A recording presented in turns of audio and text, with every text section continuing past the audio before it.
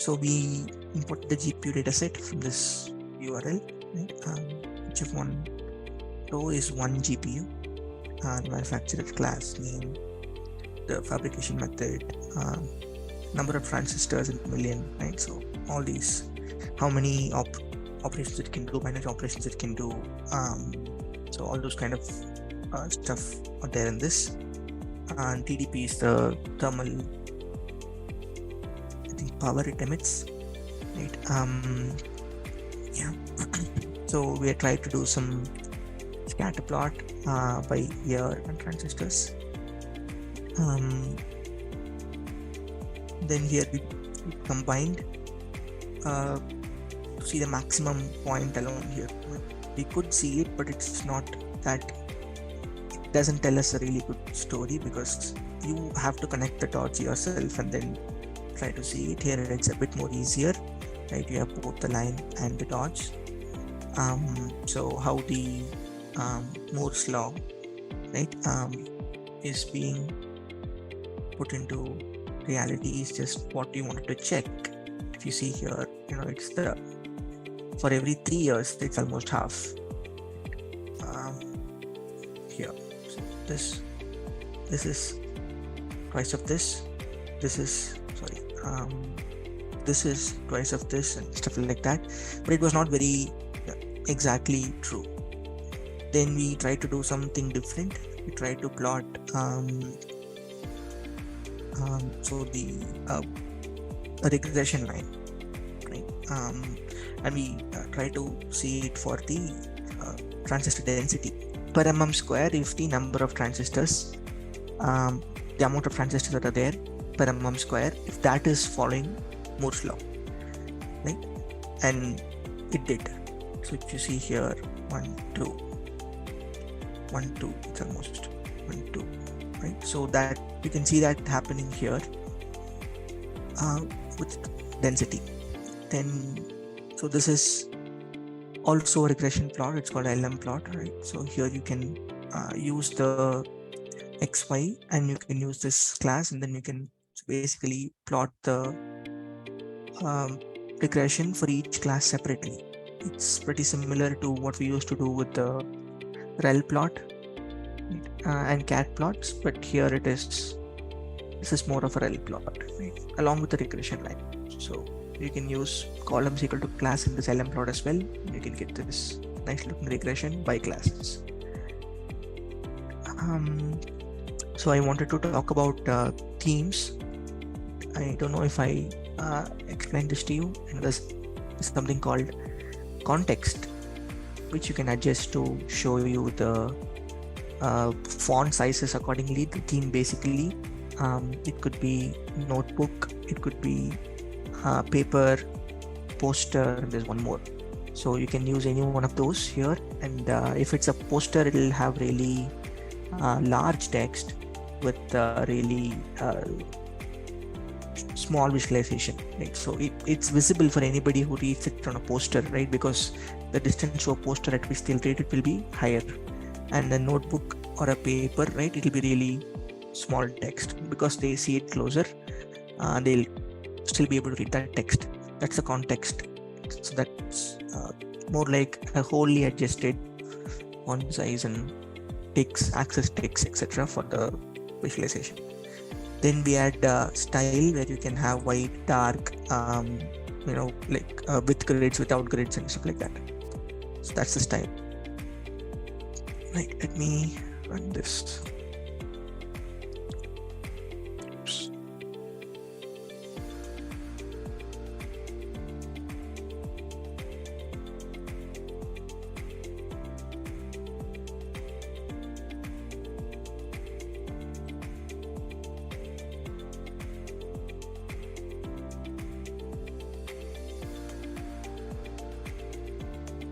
Right, yeah. So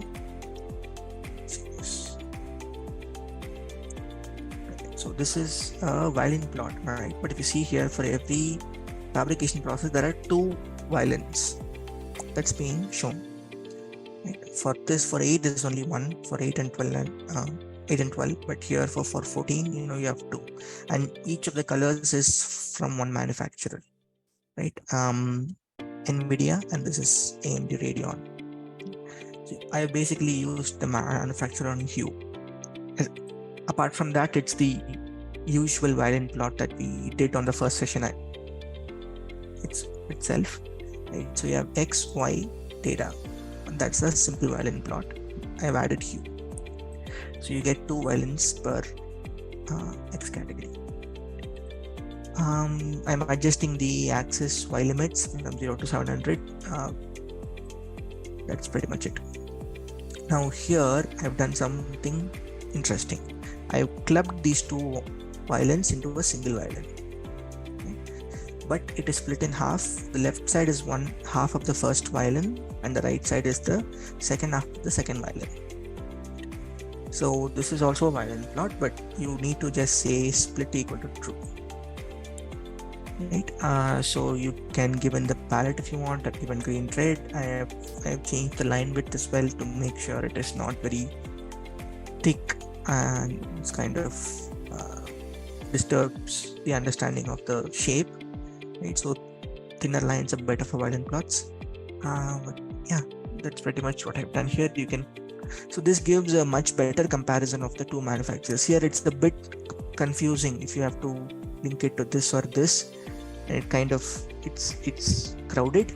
Here it's pretty clear in this 14th fabrication process, right? The NVIDIA is a lot better compared to AMD Radeon because the heat that AMD Radeon GPUs emits are really higher, right? That kind of a, and here as well, 80 as well. See, here is green, this is red.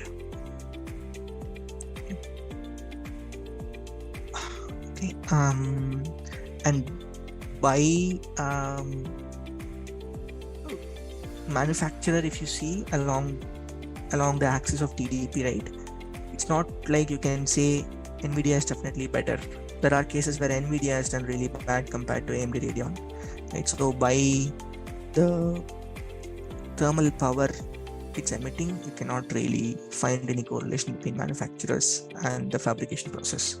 In some, one manufacturer is better, in other, the other one is better. In other, both are same. That's pretty much what we can get from here. This is what I wanted to show in the last session. Any questions? I think I forgot to explain this. This is a dist plot. Okay, so basically it's a distribution plot. It gives you both the histogram as well as the distribution density plot. So pretty much the same data X. There's no Y here because Y is count. You have hue class, right? I've given one class, one color. I've given one class and one column, right? And KD equal to true. That is the distribution density line that you're trying to plot. So once you say KD equal to true, you get this. Both overlapped on the same plot. Okay. So here this is TDP, right, which is thermal power, and if you see the green one, the data centers have a bit higher power in the mid range. Right? I mean, lots of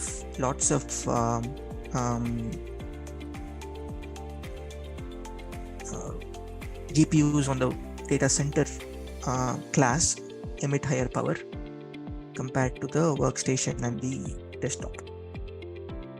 That's something that the distribution is changing a bit. Yep. That's pretty much what I wanted to show on the last session. Any questions here before we move on to what I had for this session?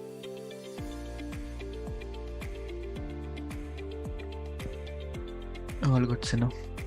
Okay, cool. Nice visualizations actually. Thank you. I didn't know that in Python we can make such nice visualizations like tableau. Looking nice. Moving on to the next one. So here today we do something interesting with respect to labels, and there are certain other complicated stuff that I wanted to show you guys. Basically lots of customizations and stuff.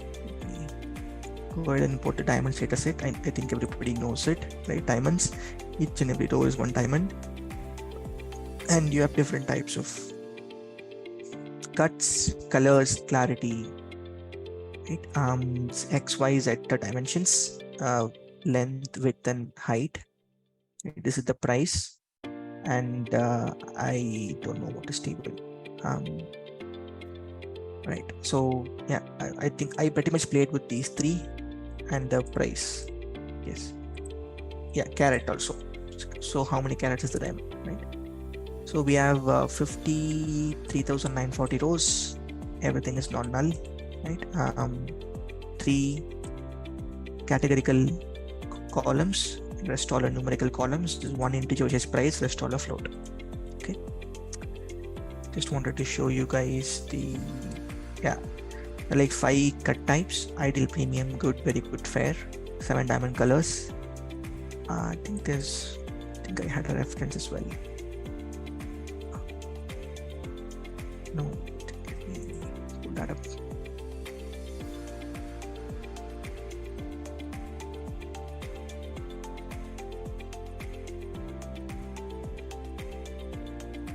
Yep, here you go. So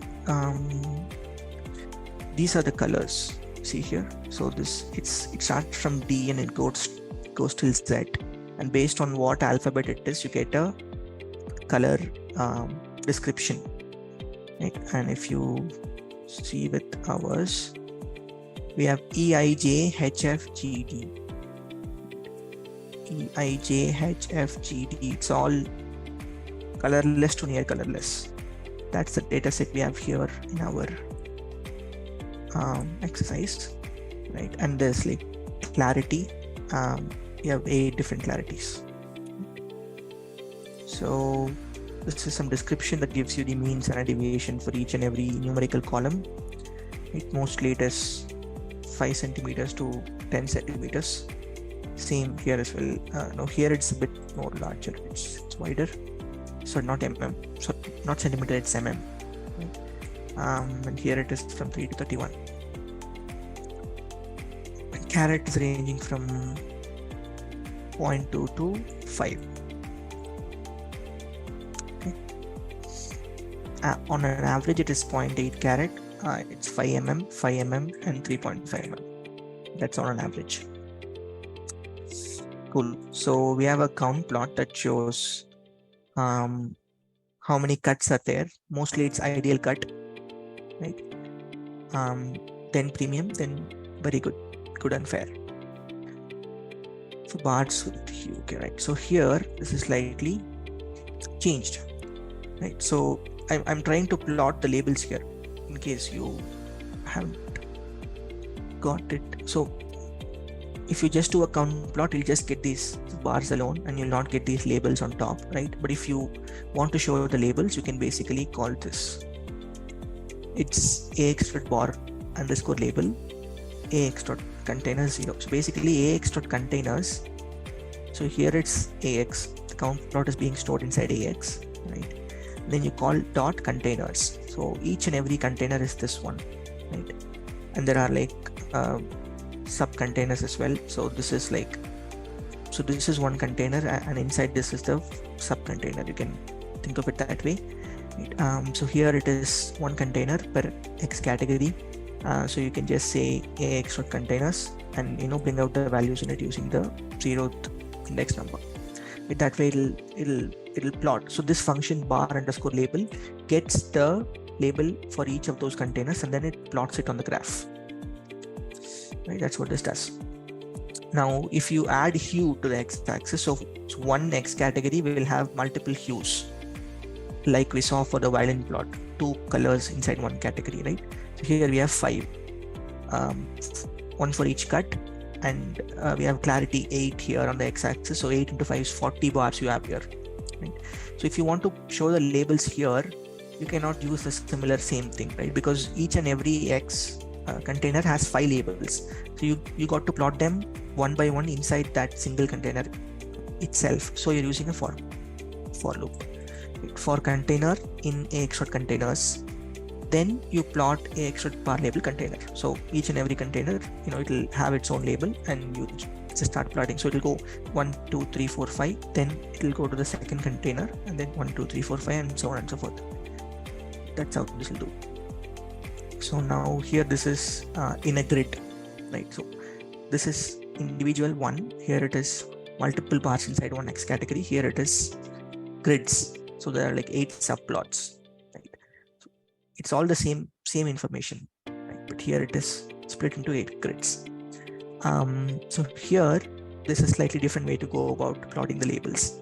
Right? So here you've got to use this piece that's called grid.axis.flat.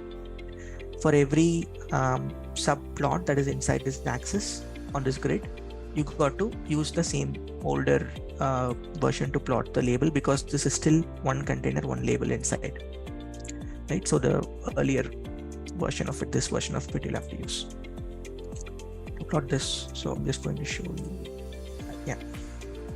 Now you can also plot custom labels, right? So it's basically a lambda function that you'll be using here, right? So I'm making a bar plot, right? Data X, Y, it's all pretty much the same, but what to plot, right? So instead of for price, I can calculate mean, and then I can plot the mean of Y on mean of price on Y axis. I can plot the median of Y on the Y axis, right? Median of price. But here I'm calculating a custom value that aggregates this price column, and I'm plotting that on the Y axis, right? I'm using the length of Y and divided by length of the original data set into 100. So basically, how many ideal diamonds are there divided by what's the number of diamonds on the whole data set into 100. So that's the percentage of ideal cut on the data set, right? So that's it's a lambda function, and I'm using that as the estimator, and the estimated value is what is plotted. So this is another. So if you just don't do this, right, so you'll get okay, I haven't plotted the label yet. Yeah, sorry. Yeah. So because I did this, right, I calculated an estimator. You see the price is ranging from 0 to 40. It's not the case. Actually, price doesn't range from 0 to 40. This is the percentage that ranges from 0 to 40. So once I plot the labels, I want to plot them in the percentage format. So I give them a format additionally, an argument, right? So once I do that, I get this. But the axis is still not turned into a percentage. So I changed the format of the axis as well. But so here, to percentage, right? It was still saying price earlier. Yeah, that's pretty much how you can add labels to your plots, to different kinds of plots and custom labels as well. Right. Any questions before I move further? Asna, can you the grid bar plot? So what is the flat property? It is yeah, so it's inside this. So grid is the overall thing, right? And an axis is a group of axes inside that grid, right? And I think flat calls out individual one of those, I guess. Okay. Yeah. Each bar within one of those up. Yep. Axis. Yeah. Yeah. So moving on now, here's the interesting thing. So I just wanted to show distribution plots in detail. Okay, and diamonds is a good data set to show that. So if you take this, I'm first cutting down the data set to just use ideal and premium alone, right? And any diamond that has caret above 2, because it's a huge data set and it's hard to decipher the visualization if you have all those rows. So I'm cutting it down, and the number of diamonds now is 1216 instead of 53,000 something. Right, now we will use this, and this is called df reduced, right? So let me do this. So here's a function, right? It's basically called add cosmetics. So what I'm doing is I'm adding title, I'm adding X label, Y label, font size for the X label, Y label, all that stuff, right? I have written it as a function. Right? So once I call this function, it'll execute all of these. Okay, because I'm going to make the same graph again and again and again and again with small changes. So to add these cosmetics, I'm just going to call this function and it'll do me all the stuff. Okay, cool. So now the first plot. So this is a box plot, right? And what's interesting here is the mean that is being showed here. So typically box plot will show the Q1, Q2, Q3 with the IQR and some outliers, right? But here we have shown the mean, and to show that you have to use this argument called show means equal to true inside the box plot function, right? And then I call add cosmetics and all these stuff gets added up. Okay, yeah, so that is the feature that I wanted to show on this graph. So going ahead, this is a violin plot, right? So I've given cut equal to 0. So basically so typically what happens with the violin plot is it'll extend even beyond where the data point stays, so that it can look like a violin. Okay, it's a visualization misrepresentation kind of a stuff, right? So wherever the data point stops, I want to stop the violin, so I've given cut equal to 0. You increase this cut value, it will extend even further and further and further on both sides. If it is a wider area, it will just cut short quickly. If it's a narrow area, it will extend longer. That's the way the plot is. But yeah, using cut equal to 0 correctly represents the information on that plot. Now here, this is another version of the same violin plot, but here I've shown one line wherever a data point is present. Okay, now what's interesting to see, okay, how did I do that? I call inner equal to stick inside the same violin plot. Rest all is same, data, X, Y, color, cut. The only change is inner equal to stick, right? Now if you compare, let's say H with D, right? You see here it is wider and you see lots of lines here. Here it's not so wider, you see less number of lines here. It makes sense. But look at D, there's not so many lines here, but still it's having this big width, right? So that is another kind of a misrepresentation that can come from violin plot, right? Because it kind of has the same width for all the violins at the max space. Right? So irrespective of how many data points are there, it's a distribution. It's like a density, right? So density is a percentage, right? So irrespective of how many data points are there, if there are 50 or 5,000, it doesn't matter. The percentage will be 0 to 100 only for all those. Hence, the width of the violin at max point is all same, right? Yeah, so that is something that we need to understand while we read a violin plot, and that is where this inner equal to stick argument helps you to read it correctly. So without that, you might not understand the whole thing. And this line that you see inside, it's a box plot. This is Q1, this dot is Q2, this is Q3. So by default, there comes a box plot inside, but we have changed that to a line here.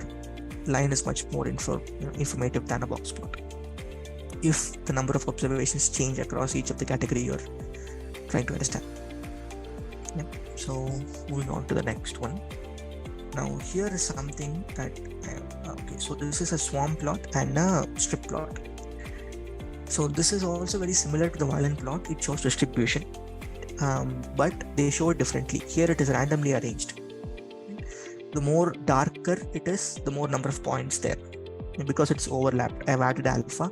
So the more darker it is, more number of points there, and you can also see how many points are there by looking at the graph. There's more density in this area, this area. And this is a strip plot, and this is a swarm plot. So swarm plot, what it does differently from strip plot is it doesn't randomly arrange the points, it orders them. So there is no overlaps, right? So the more wider it is, the more points you have, and it kind of looks like a violin plot if you have an outline on it, right? It's more wider in the regions where there are more lines or more data points, and narrower where there are less number of points. That's a swarm plot, right? So basically you call in the dot strip plot function, data, X, Y, color, alpha and size. So these are not very much necessary. Data XY will build you strip plot. And same here as well, dot swarm plot data XY. All you have to do is call the correct function, that's all, and you can just with the same arguments you can build totally different plots. That's the advantage of using Seaborn. Okay, now here comes an overlap of both. I have a violent plot. On top of it, I have a strip plot. This is another way to show the difference between D and H, like we saw earlier. It is, yeah, I won't say it's the best way, but yeah, it's also a good way to show. Lines definitely, for me at least, lines definitely showed it better. Right? But this is also a fancy way of showing it. Because it is overlapping, right? It's really hard to understand where there are more points, where there are less. I know they're crowded, but it's not very clear how many points are there. Here it's very clear because the line thickness is very thin. So here what I've done is I've called the violent plot first, then I've called the strip plot, and then I have showed the plot and added cosmetics and then showed the plot. So basically you just call two sequentially, and it'll overlap it for you, and then you show the visualization.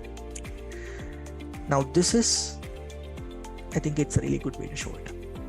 So this is strip plot and this is swarm plot on top of the violin. Right? So you have pretty much the same thing. So I have used the colors to play with as well, a lighter color for the violin and a darker color for the dots, and two different colors for two different hues.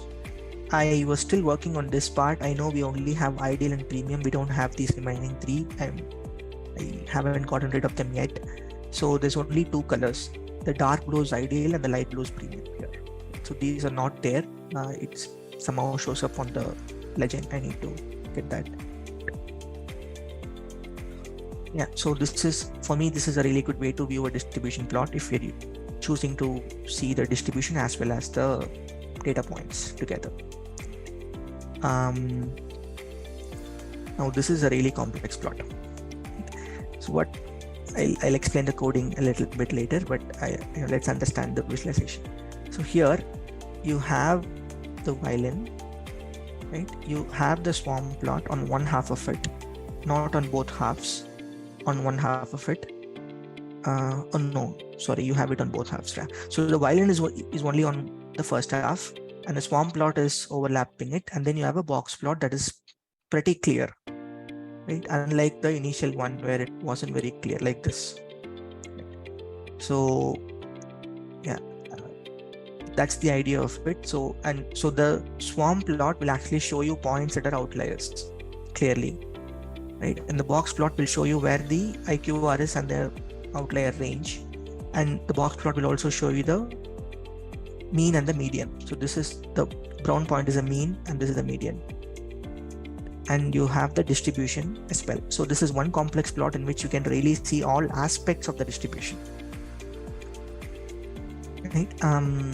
Yeah, so how we did that, so you basically create the violin plot, right? Without the box plot inside. So there you call inner equal to none.